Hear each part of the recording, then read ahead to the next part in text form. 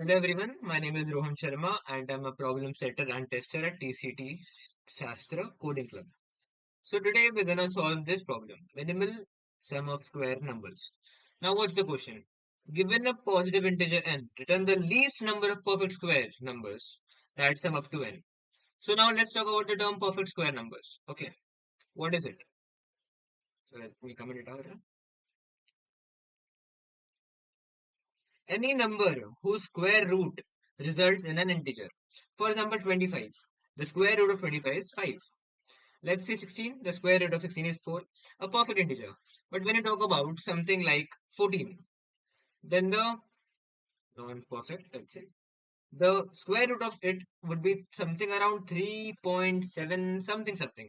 It's a decimal number, not a integer number. So what's a perfect square number? Any number that's square root is a integer, proper integer, not decimal or anything. Okay, valid? Okay, now let's talk about what our question wants us to do. Given a positive integer n, the input is in a positive integer n. Okay, like 12, 13. This is the number of test cases. This is different. Okay, so return the least number of perfect square numbers that sum up to n. Least number of perfect square numbers. So let's take 12 for example. Okay, so least number of perfect squares need to sum up to n. So let's say 12. You know that 1 is a perfect square because 1's square root is 1. So we can take 1 plus 1 plus 1 plus blah blah blah till 12. So if we take 12 ones and add them up, then it will result to 12. So answer would be 12. That can be one answer. Another answer would be let's say 9, which is a perfect square of 3. Right? 3 square is 9. The 9's root is 3. Valid. So 9 plus 1 plus 1 plus 1 would be 12. Valid. Answer would be 4 because we took 1, 2, 3, 4. Yes. Now let's talk about the correct answer. That is, we'll take 2 square, 2 square plus 2 square. Now that would result in the answer of 3, which is the correct answer. So like do you understand the problem? Okay, the minimum number of perfect squares you need to sum up to n. Okay, now, so how we're going to do this? With we're going to do this by DP approach. This can also be solved by greedy approach, but that's going to be more expensive time complexity wise. So we're going to do DP instead. You can try the greedy approach, but it's better the greedy way. Oh, DP way. No, I'm sorry. Now, what's the DP approach? The basic concept of DP is breaking big problems into smaller problems and the smaller problems into even smaller problems, right?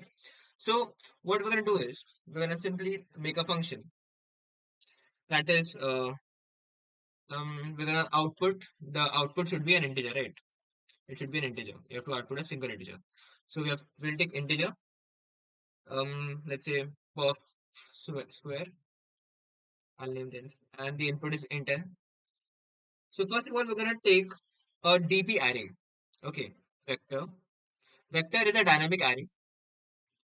I'll name it DP because I'm using DP, obviously. And then I'll take the size to be n plus 1 because I want the 0th index as well and the nth index as well. So I'll take the size as n plus 1. I'll initialize all of it as int max. Now, why int max? Let's talk about it.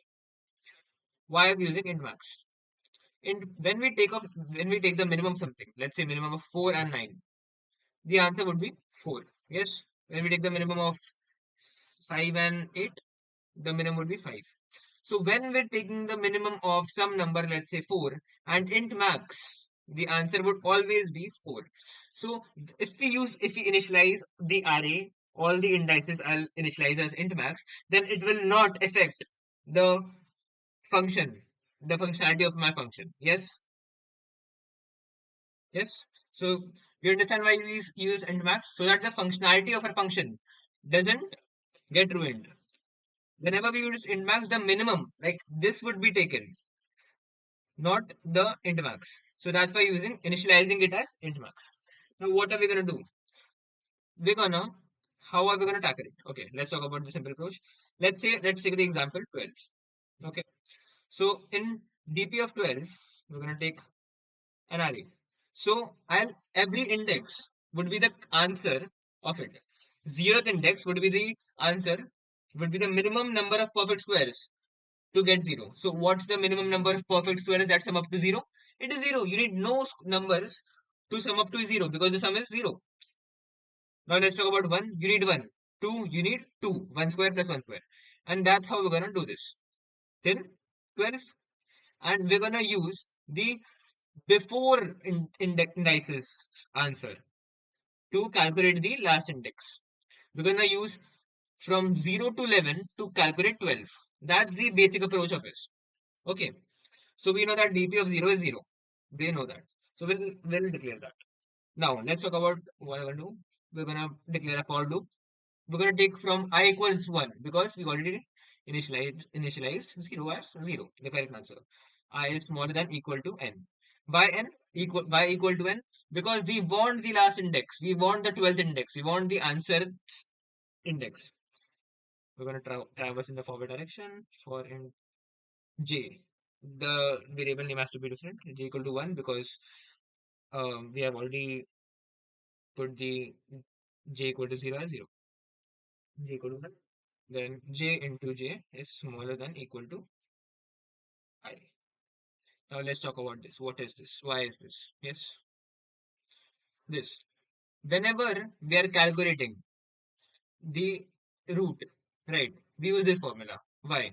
Because let's say you wanna search for 16. Like you wanna search for what's the square root of 16. Okay. So you won't if we don't do this, then we will be traversing from 1 to 2 to 3 to till 16. Now we know that the moment we reach 4, the moment we reach 5, the answer 5 square is greater than 16. Then what is the point of calculating anything that's greater than the 4 square? Anything that is greater than 16, what is the point of calculating? There is no point, right? So we're not going to do this. We're just going to do this till 4.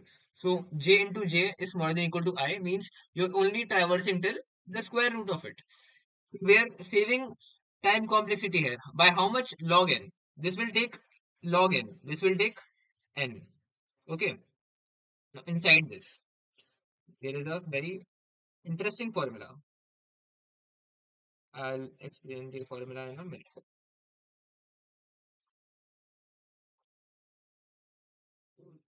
J plus 1. Yes. dp of I equals minimum of dp of I, comma, dp of I minus j into j plus 1. Now what are we doing here exactly? Let's talk about it. Okay. So when we talk about minimum of this and this, sorry, this is intermax. We know that, right? This is intermax. Yes. So we will not even be considering this because this is intermax. Anything is smaller than intermax. So this would be the our answer, this formula. Now what is this formula? When we do this, we are, let's say, 4. Okay. 4 can be written as 1 square plus 1 square plus 1 square plus 1 square. So this will remove the 1 square plus 1 square plus 1 square and replace it with 1, 2 square, which is 4. So it will remove 4 and add 1 to it. Do you get it? Why are we adding 1? Because you need one, at least one number that square is the answer. Right. You need one number whose square is the answer. Zero square can't be the answer. It has to have at least one number. So that's why we are adding one. And this is gonna replace the whatever this is the least of like less optimal way with the optimal way. That's what the formula is doing. Okay. Now simply we'll return the end index because we are traversing like we are getting this answer, then this answer, then this answer, and so on, so on, so on. And in the end we get the nth index's answer. So we're gonna return dp of n. Now let's write the test cases code simply. We're gonna declare int t, cn t, while t minus minus, n, cn n, and cout per sq of n, and we're gonna end it. Yes, I think this is right. Let's run the code.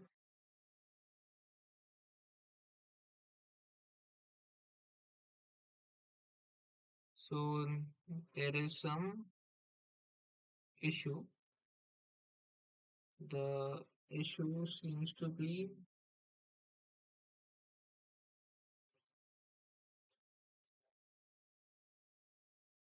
oh, actually I didn't traverse the J pointer here. I forgot to add J++. I'll run it. It should work fine now, I think. Okay, the test cases has passed. Let's submit the code. Mm, passed. Yes, perfect. So this was the solution of perfect squares. Thank you so much for watching TCT Shastra. For more such videos, follow TCT Shastra.